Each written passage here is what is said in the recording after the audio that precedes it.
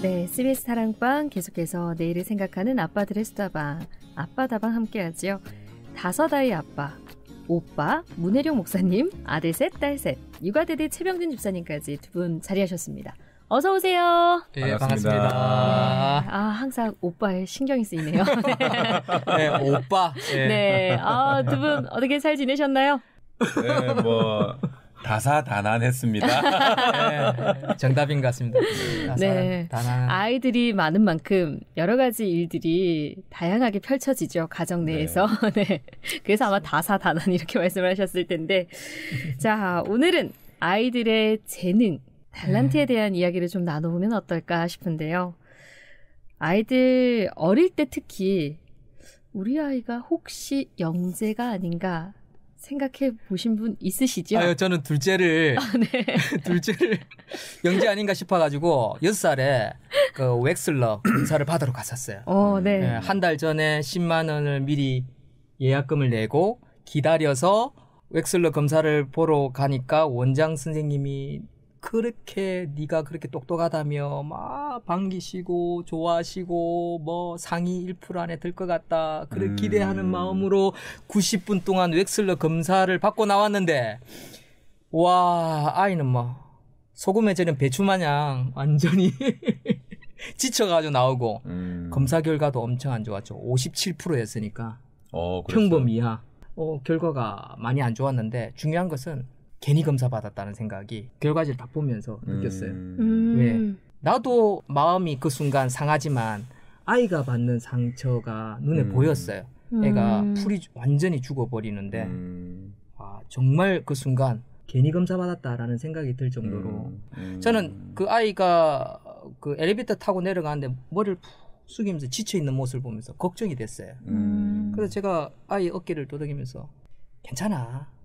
네가 평범하다는 걸 알게 된 것만으로도 아빠는 다행이다 싶어. 수아야 괜찮아. 아빠가 어떤 사람이 이긴다고 했지? 아이가 고개를 들더니 끝까지 하는 사람요. 그래. 책임감 있게 성실성을 가지고 최선을 다해보자. 그러니까 그 검사지 받고 나오면서 저는 전화위복을 시킬 수 있는 하나님의 은혜가 있지 않았었나. 저는 그런 생각이 들어요. 네. 나는 평범하니까 또 한번 시작을 하면 끝까지 해야겠다라는. 그래서 학원에서나 또는 뭐 우리 아버지가 저한테 그랬거든요. 혜룡아, 너는 똑똑하니까 공부 조금만 열심히 하면 서울대 갈 수 있어. 우리 아버지가 저한테 늘 그런 말을 했거든요. 그래서 맨날 한자 공부 가르쳐줬어요. 네. 근데 그게 독이었어요. 내가 똑똑해? 그럼 뭐 대충 하지 뭐. 그렇죠. 내 머리를 믿는 거죠. 네. 내가 똑똑한 줄 알고. 그렇구나. 네. 그럼 일단 목사님은 네. 둘째 경우를 예를 들어 주셨어요. 네. 영재성이 좀 있다 생각하셔서 검사도 해보시고 이렇게 하셨댔는데 6명의 아빠 최 집사님께서는 혹 그 6명 중에 얘는 좀 혹시 영재 아닌가 이런 생각해보셨던 적 있을까요? 뭐 안타깝게도 저는 뭐 그럴 여지가 없었습니다. 근데 요즘에는 영재라는 게 얼굴 천재도 있고 운동 천재도 있고 있잖아요. 첫째. 우리 첫째 같은 경우는 지금 이제 부산에서 펜싱을 좀 잘해가지고 이번에 이제 경북 최고로 갔어요. 네. 근데 이제 우리는 전혀 운동할 거라고 생각을 안 했어요. 어렸을 때 체형이 어떠냐면 머리 크고 배가 불룩 나오고 느릿느릿 가는 애. 성격도 느긋한 애. 네. 그래서 뭐 운동을 또 이렇게 시키면 그렇게 재빠르게 잘하는 애가 아니었어요. 근데 정말 이제 우연한 계기에 이제 부산의 그 거점 스포츠 클럽이라고 거기서 이제 뭐 펜싱하고 그다음에 뭐 역도 뭐 테니스 다양하게 이렇게 애들이 경험해 볼 수 있게 그 종합운동장 거기서 하거든요. 근데 거기에 그냥 한번 갔다가 선수반을 뭐 모집한다 해가지고 그때 이제 체형이 그러니까 선생님은 또 얘를 좀 이렇게 안 된다고 본 거예요. 네. 근데 그때 4학년인가 이제 5학년 올라갈 때쯤인가 그랬는데 선생님한테 빌어가지고 선생님 선수 한번 되게 해달라고 자기가 그렇게 하는 거예요. 스스로. 그래가지고 이제 선생님이 그 아이가 열심히 또 하기 때문에 그 열심히 하려고 하는 정신을 보고 걔를 받아주셨어요. 근데 우리 그 김은정 선생님이라고 하시는 그분이 너무 이제 우리 아들을 잘 키워주셔가지고 애가 이제 거기에 이제 영향을 많이 받아서 거기서 제일 열심히 하는 펜싱 이제 선수가 된 거예요. 운동을 제일 열심히 하는 애인 거예요. 공통점이 있다. 열심히 해요. 그래가지고 그 이제 선생님 말씀이 이제 승희는 레슨을 하면은 자기가 항상 더 해달라고 해요. 다른 아이들은 지쳐서 선생님 이제 그만합시다 이렇게 하면 승희는 선생님 뭐 10분만 더 해주세요. 아하. 이런 식으로 이제 요구를 한다는 거예요. 그게 또 너무 이뻐가지고 그래. 선생님이 또 더 해주고 했는데 얘가 나중에 이제 자기 나이 또래에서 제일 이제 성적이 좋은 애가 되더라고요. 그리고 이거는 저희들이 볼 때는 이게 기적이고 은혜다. 이 선생님을 만나지 않았으면 이 아이가 이렇게 될 수가 없고 그러면서 또 우리 승희 같은 경우는 공부를 전혀 안 하더라고요. 그러니까 저희들은 뭐 진로에 대해서 고민할 게 없는 거예요. 공부를 조금 뭐 잘하면 공부로 갈까 뭐 펜싱을 할까 이렇게 하지만 지가 펜싱을 좋아가지고 글로 뭐 쭉 가고 공부는 또 거의 안 하고 이러니까 그냥 지가 간다는 쪽으로 그냥 간 거예요. 그러니까 이제 저희들은 이제 6남매 입장에서 교육비도 많이 드는데 적은 어떤 교육비로 또 지금 경북 최고도 돈이 별로 안 들거든요. 네. 그래서 애가 그렇게 가는 걸 보면서 하나님이 참 그래도 우리에게 살 길을 주는구나. 이 아이의 길을 또 이렇게 인도하시는구나. 그런 어떤 느낌. 집사님네 큰 아들은 다음에 올림픽 때 저희가 또 네. 기대가 됩니다. TV에서 보는 거 아닌가요? 네, 기도를 좀 해주십시오. 당연하죠. 와, 네. 또 하나님이 어떤 방법으로 사용하실지 기대가 되고요. 목사님, 집사님 얘기를 이렇게 들으면서 드는 마음이 우리가 이제 내 아이가 영재이길 기대하고 네. 혹시 영재 아닌가 한 번쯤은 다들 생각하신단 말이죠. 저도 뭐 큰애는 경험치가 없었으니까요. 혹시 이런 생각 했었거든요. 네. 빨리 내려놔야 돼요. 아니더라고요. 네. 아니더라고요. 일찌감치 전에 이제 내려놨죠, 목사님. 네. 그래서 그걸 보면서 아마 이 양육의 과정 속에서 저 같은 생각을 하시겠죠? 그렇죠. 우리 아이는 영재는 아니었구나. 이런 걸 서서히 이제 마음을 접어가는 그 과정이 또 양육의 과정이지 않을까라는 생각도 드는데 근데 저희가 이제 여러 가지 다양한 분야에서 타고난 그런 재능들이 분명 있을 테지만 너무 공부하다 보니까 여기서 이제 문제들이 여러 가지가 발생이 되기도 하고 네, 그래서 참 어렵지 않나라는 생각도 들거든요. 부모와 자식 간의 갈등이 깊어지죠. 특히 부모가 자식을 놓고 첫째 아이 얼마나 사랑합니까? 그리고 그 사랑이 좀 더 커지다 보면 이제 결국 집착으로 바뀌고 또 아이는 그것 때문에 힘들어하고 여기 좀 악순환인 것 같아요. 네. 그래서 오히려 그 아이가 가진 어떤 재능을 보지 못하고 부모가 원하는 쪽으로 밀다가 그냥 가지고 있는 그 재능마저도 소멸되어져 버리는 그런 케이스도 저는 많다고 보거든요. 네. 그래서 어쩌면 자율성이 좀 필요하고 아이를 믿어주는 것도 필요하고 기다려주는 것도 필요한데 사실은 또 재능을 발견했다고 하더라도 또 부모의 그 집착 때문에 더 하다가 또 망치는 경우도 사실은 많거든요. 네. 그래서 저는 부모들이 사랑하는 만큼 그 집착하는 마음을 좀 스스로 깨닫고 좀 내려놓았으면 좋겠고 기다려줄 줄 알았으면 좋겠고 정말 내 아이가 행복하고 좋아하는 것을 할 수 있도록 기도해주는 부모가 되어야 정말 영재 있는 자녀를 키울 수 있지 않나 저는 그래 봐요. 저는 최 입사님도 그렇게 생각하고 네. 그러니까 저희가 말씀드린 그 공부에서 헤어나지 못하는 가정들이 참 많은데 그 가운데 자녀들이 많잖아요. 6명, 5명. 각각 주신 은사, 그 달란트가 다 다르단 말이죠. 네. 그래서 그렇죠. 그걸 또 잘 찾고 개발해 주는 거. 그게 또 중요하지 않을까요? 학교에 계시니까요. 다양한 아이들 만나시잖아요. 그래서 선생님 입장에서는 어떤 생각이신지 들어보고 싶습니다. 아빠 입장 말고요. 제가 전에 그런 연수를 들어본 적이 있어요. 부모들이 자녀가 이제 엄마 나 피아노 배우고 싶어 이렇게 얘기를 하는 거예요.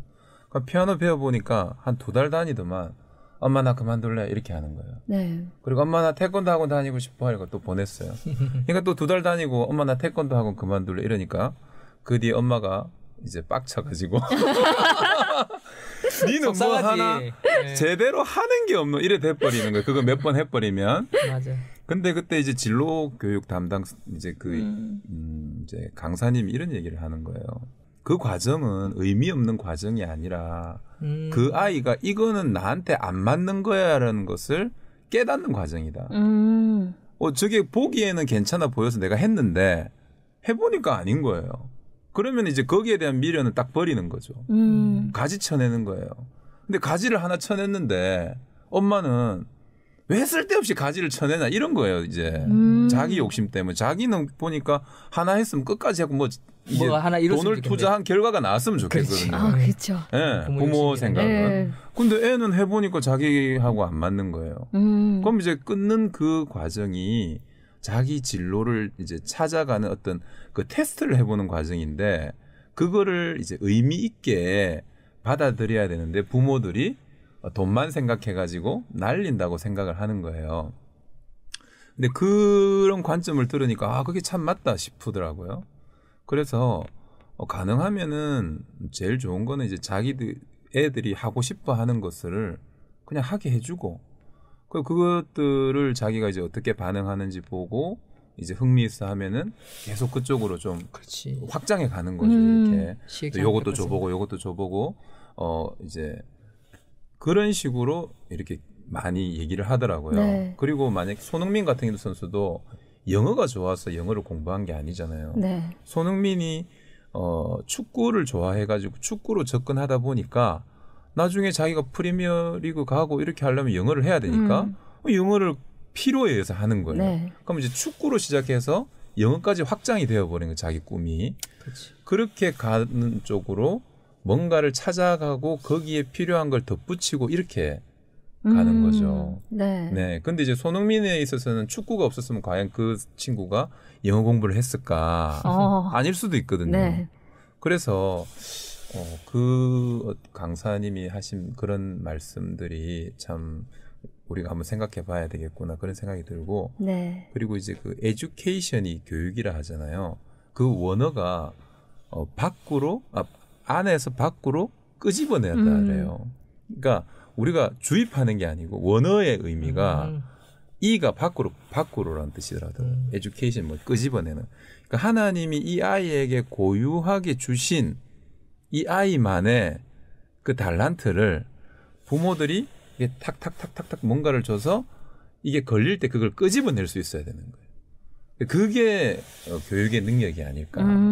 근데 이제 우리가 부모님 보기에 아빠의 생각으로 막 집어넣으면 그래, 하나님이 어떤 디자인한 이 아이는 그런 코드가 아닌데 맞아. 아빠가 원하는 걸 막 이렇게 해버리면 잘못하면 이게 안 맞을 수 있는 거예요. 네. 그래서 이제 끄집어내야 되는데 이제 부모의 욕구로 안에 쑤셔 넣다 보면 못 끄집어내는 거죠.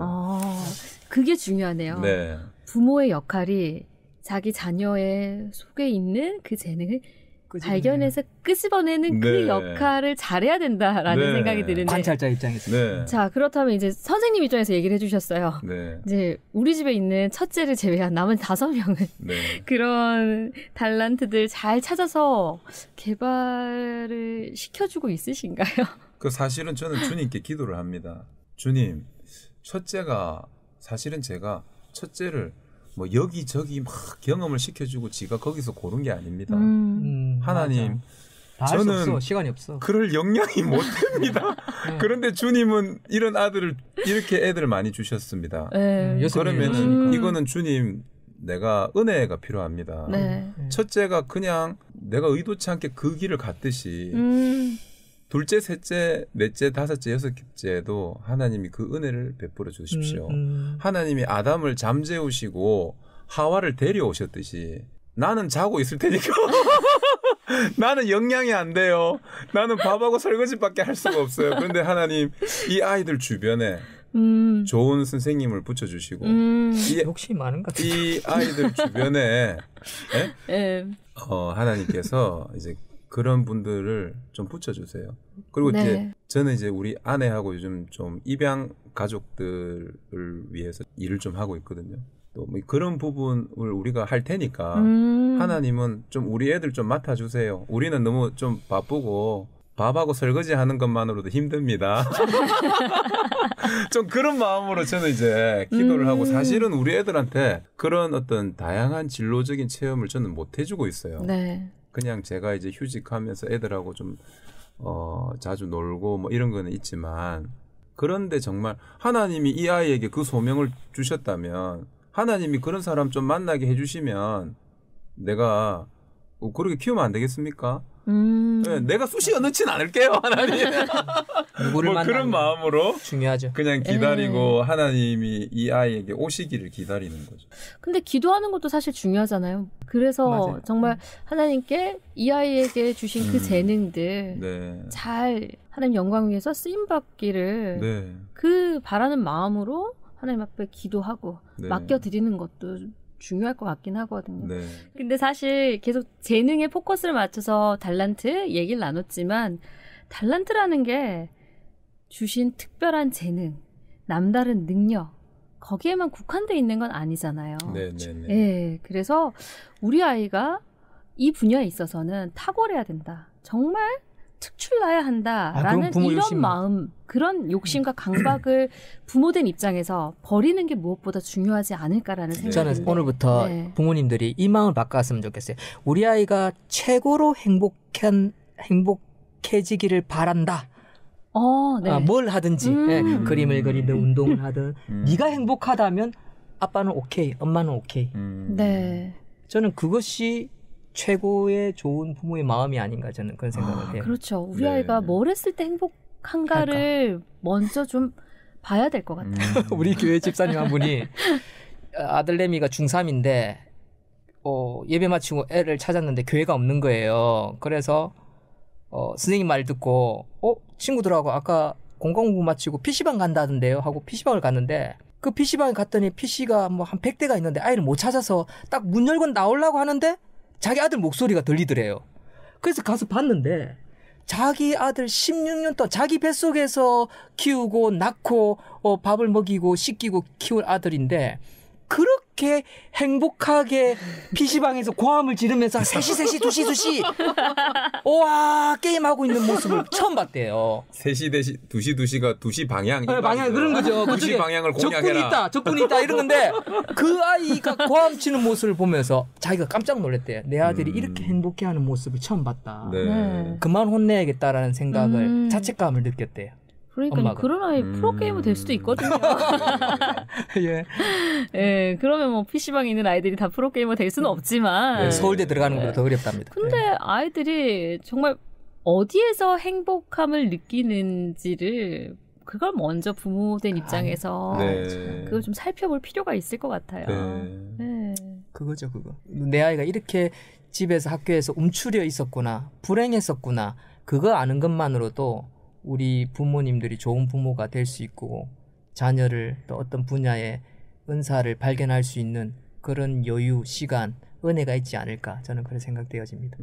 네, 그래서 우리 아이들의 마음가짐, 마음 상태를 먼저 좀 보고 네네네. 이 아이들이 언제 가장 기뻐하고 즐거워하고 행복해하는지 이건 먼저 좀 살피고요. 네. 부모의 욕심은 좀 내려놓을 필요 있을 것 같네요. 네. 네. 저는 얼마 전에 아담과 하와 그 말씀을 좀 봤는데 거기에서 하나님이 이제 최초의 가정을 만드신 그 이유가 어떤 소명을 잘 감당하기 위한 공동체인 것 같더라고요. 하나님이 이제 에덴 동산을 잘 관리하라고 주신 그 소명을 아담에게 주셨고 그걸 잘 감당하라고 돕는 배필을 주셨더라고요. 하나님은 우리가 어떠할 때 제일 행복함을 느낀다고 생각하셨을까? 저는 보니까 하나님만 좋으라고 우리한테 어떤 일을 시켜놓고 굴리는 분이 아니라 맞아요. 우리가 하나님께서 주신 각자의 소명대로 살아갈 때 저는 하나님이 우리에게 가장 큰 기쁨을 주신다고 생각을 하거든요. 그러니까 저는 아이들한테 이거는 가르쳐야 된다고 생각을 해요. 그러니까 이 아이의 재능이 만약에 의사다, 의료가 이 아이의 재능이었다. 그러나 그 아이가 100% 이제 뭐 탁월한 의사가 된다 할지라도 그 아이의 의사의 방향성은 여러 가지거든요. 누구를 치료하냐, 자기가 또 나중에 어떤 동기를 가지고 의사가 되냐. 그런 동기 때문에 뭐 요즘 사실은 뭐 외과 전공의가 적다 하잖아요. 다 뭐 성형외과 막 네. 이런 쪽으로 편한 쪽으로 간다든지. 피부과. 예. 그럼 정말 그 사람은 돈 많이 벌고 편안한 게 행복이냐. 이 시대는 어찌 보면은 우리에게 계속 그런 거를 얘기를 하거든요. 그리고 사실 우리 기독교인들도 우리의 삶을 보면 우리의 삶에 만족되지 않는 게 막 돈을 벌기 위해 고단하다든지 돈을 쫓아가니까 예, 그렇지. 저는 뭐 이렇게 우리가 또 미술 해보니까 돈도 안 벌린다든지 네. 이제 이런 부분을 우리가 접하다 보니까 네. 그게 자녀들한테 이제 전이가 되는 거죠. 근데 정말 우리가 우리 삶에 부모의 삶에 작은 일을 통해서 이 부모들이 정말 내가 이 작은 일도 하나님의 소명이라 생각하고 감당하면서 내가 그 일에 기뻐하고 있는가? 부모님이 그렇게 살면서 하나님의 소명이라 생각해도 두 분이서 마음을 합혀가지고 기뻐하고 행복하게 살고 있으면 저는 그 자녀에게 야 너는 나처럼 하나님의 소명이 무엇인지 네가 보고 그 길을 따라라. 그럼 네가 행복해질 거야. 제가 요즘 그런 얘기를 하거든요. 얘들아, 그 내가 살아보니까 행복한 것은 하나님이 너희들과 함께 있는 걸 느끼는 거야. 아무리 재능이 있어도 사람들 다 불안해하고 돈 많아도 건강 때문에 불안해하고 자녀 때문에 불안해하고 다 그러더라. 근데 아빠는 대책이 없는 것 같은데 내가 보니 나는 행복하다 어느 정도. 그래서 우리 아이들에게 그런 얘기를 해요. 그래서 그게 진짜 좀 정말 요구해야 될 것은 그 정신만 가르쳐주고 네. 그 아이가 어떤 일을 하든지 네. 너 소명이 그거라 생각하면 그 소명을 따라 가라. 그리고 대체로 하나님의 소명은 아빠가 보니까 이웃이 많이 연관돼 있더라. 네. 이웃을 이롭게 하는 거다. 그게 네만 행복한 게 아니고 네가 하는 그 달란트를 통해서 이웃이 다 이롭게 되더라. 그게 보통 하나님의 소명과 연결되더라. 네가 그냥 네 재능으로 네 배부르고 네 먹고 잘 살고 이거는 아니다. 그걸 조금이라도 그걸 넘어서서 네가 이웃들에게 약간의 네 먹고 사는 걸 약간 넘어서서 조금이라도 이웃을 이롭게 할 수 있는 그런 쪽으로 가는 게 보통 소명의 방향이더라. 그렇게 네 소명을 찾아가봐라. 이제 이런 말을 하거든요. 네. 저도 사실은 첫째가 만약에 뭐 펜싱이 소명이다. 그럼 제가 저 펜싱 소명을 통해서 자기가 뭐 올림픽 가가지고 금메달 따고 자기 영광 취하고 나 열심히 해서 잘했어. 이렇게 되면 저게 좋은 건가? 그럼 저 아이는 도대체 저 펜싱을 통해서 어떻게 소명을 찾을 수 있나? 그냥 그것도 저는 고민을 하고 있어요. 네. 그러니까 그런 생각들을 중심을 심어주되 네. 다른 것들에 대해서는 본인들에게 많은 걸 열어주는 거는 그런 게 저는 필요하지 않나. 네, 많은 생각을 하게 되네요, 목사님.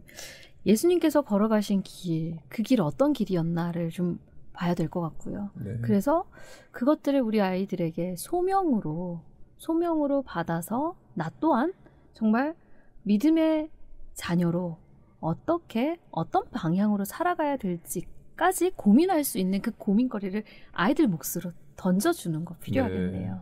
오늘 재능으로 이야기를 시작했는데요. 마무리를 소명으로 마무리를 하게 됐어요. 네. 아니, 지난번에도 이야기했지만 신학과 가야 된다니까.